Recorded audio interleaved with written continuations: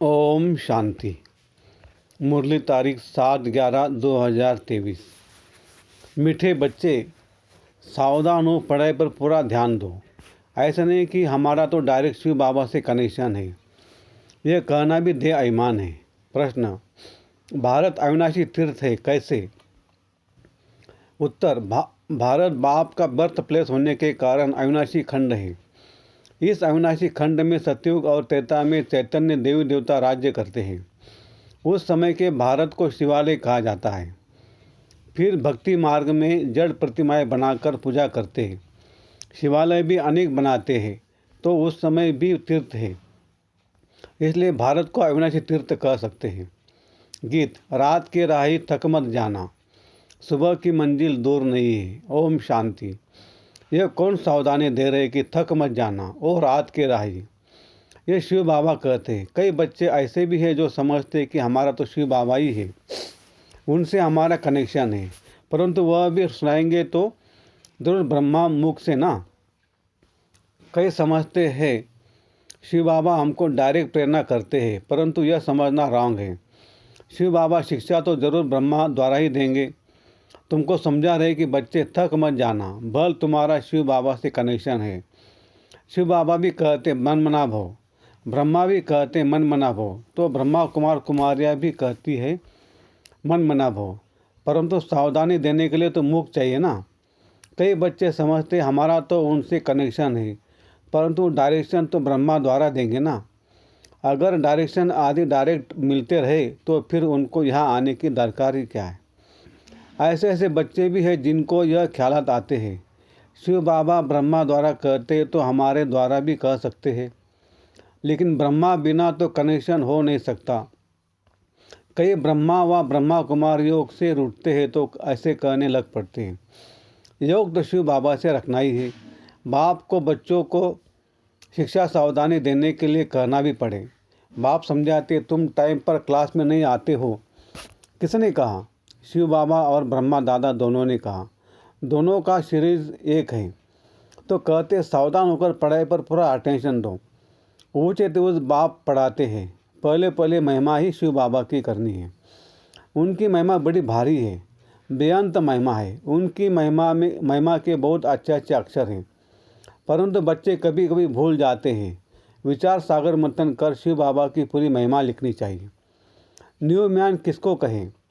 यो तो हेविनली new man Shri Krishna है, परंतु इस समय ब्राह्मणों की चोटी गाई हुई है। बच्चों को रचा जाता है तो शिक्षा दी जाती है। अगर लक्ष्मी नारायण को न्यू मैन कहे तो उनको शिक्षा देने की दरकार नहीं। तो अब न्यू मैन कौन? ये बड़ी समझने और समझाने की बातें हैं। वह बाप है सर्वशक्तिवान, वर्ल्ड ऑलमाइटी। यह वर्ल्ड ऑलमाइटी अक्षर बाबा की महिमा में लिखना भूल जाते हैं। भारत की भी महिमा की जाती है कि भारत अविनाशी तीर्थ है। कैसे? तीर्थ तो भक्ति मार्ग में होते हैं, तो इनको अविनाशी तीर्थ कैसे कह सकते हैं? अविनाशी तीर्थ कैसे हैं? सतयुग में हम इनको तीर्थ कह सकते हैं।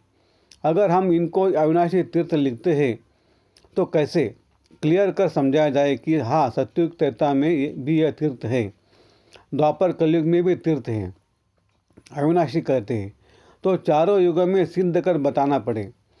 तीर्थ आदि तो होते हैं द्वापर से, फिर हम लिख सकते हैं भारत अविनाशी तीर्थ है। सतयुग त्रेता में भी तीर्थ है, जहाँ चैतन्य देवी देवता रहते हैं। यह है जड़ तीर्थ, वह है चैतन्य सच्चा सच्चा तीर्थ। जब शिवालय है, यह बातें बाप ही बैठ समझाते हैं। भारत है अविनाशी खंड, बाकी सब विनाश हो जाते हैं। यह बातें कोई मनुष्य नहीं जानते। पतित पावन बाप यहाँ आते हैं, जिनको पावन देवी देवता बनाते हैं, वही फिर इस शिवालय में रहते हैं। या बद्रीनाथ अमरनाथ पर जाना पड़ता है, वहाँ भारतीय तीर्थ है। ऐसा नहीं कि वहाँ शिवालय है। शिव बाबा तो अभी है, अभी की ही सारी महिमा है। शिव बाबा का यह बर्थ प्लेस है। ब्रह्मा का भी बर्थ प्लेस हो गया, शंकर का बर्थ प्लेस नहीं कहेंगे। उनको तो यहाँ आने की दरकार ही नहीं है, वह तो निमित्त बना हुआ है, विनाश अर्थ।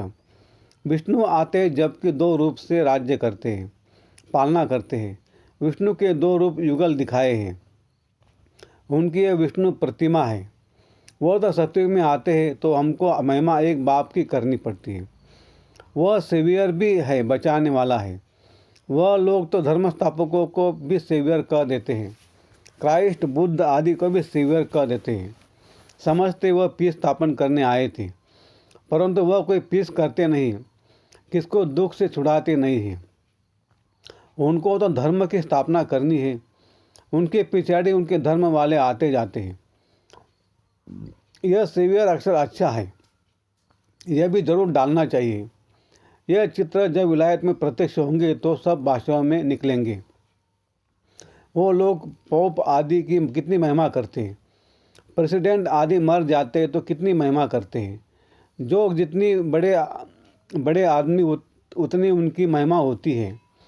लेकिन इस समय सब एक जैसे हो गए हैं, भगवान को सर्वव्यापी कह देते हैं।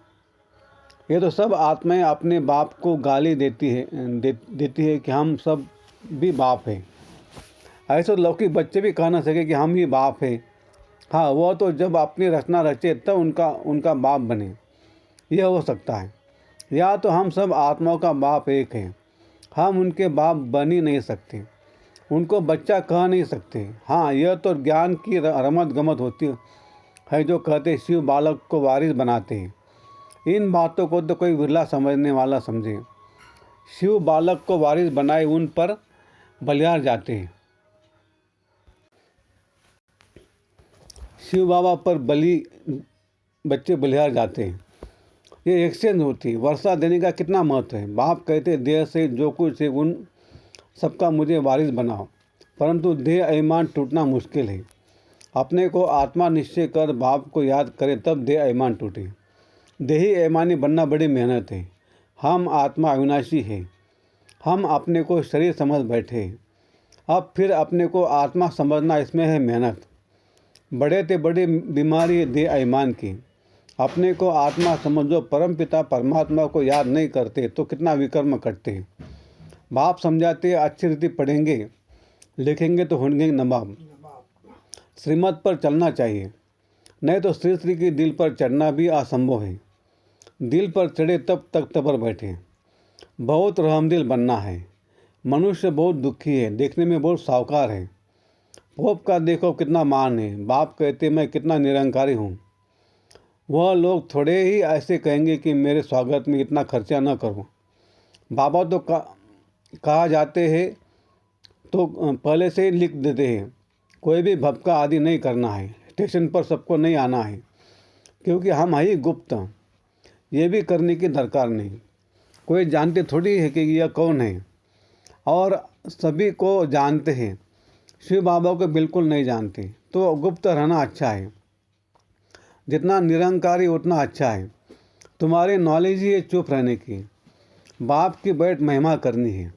उनसे समझ जाएंगे बाप पतित पावन सर्वशक्तिवान है। बाप से वर्षा मिलता है, यह बच्चों के सिवाय और कोई कह न सके। तुम कहेंगे शिव बाबा से हमको नई दुनिया का वर्षा मिल रहा है। चित्र भी है, इन देवताओं जैसा हम बनते हैं। शिव बाबा हमको ब्रह्मा द्वारा वर्षा दे रहे हैं, इसलिए शिव बाबा की महिमा करते हैं। एम ऑब्जेक्ट कितना क्लियर है। देने वाला वह है, ब्रह्मा द्वारा सिखलाते हैं। चित्रों पर समझाना है। शिव के चित्र भी कितने बनाए हैं। बाप आकर पतित से पावन बनाए सबको मुक्ति जीवन मुक्ति में ले जाते हैं। चित्रों में भी क्लियर है। इसलिए बाबा जोर दे रहे हैं कि यह सबको दो तो वहाँ ले जाकर पढ़ेंगे।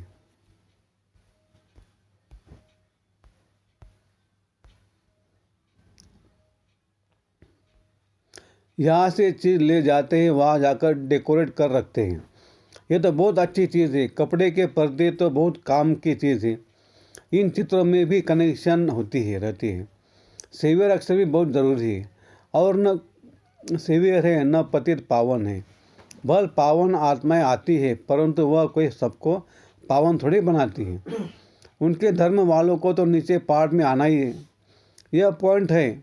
सेंसिबल बच्चे जो है वो धारण करते हैं। श्रीमत पर पूरा चलते नहीं तो पढ़ते नहीं, फिर फेल हो जाते हैं। स्कूल में मैनर्स भी देखे जाते हैं, इनकी चलन कैसी है।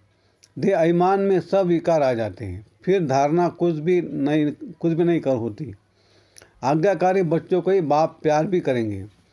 पुरुषार्थ बहुत करना है, किसको भी समझाना है तो पहले बाप की महिमा करनी है। बाप से वर्षा कैसे मिलता है? बाप की महिमा पूरी लिखनी है।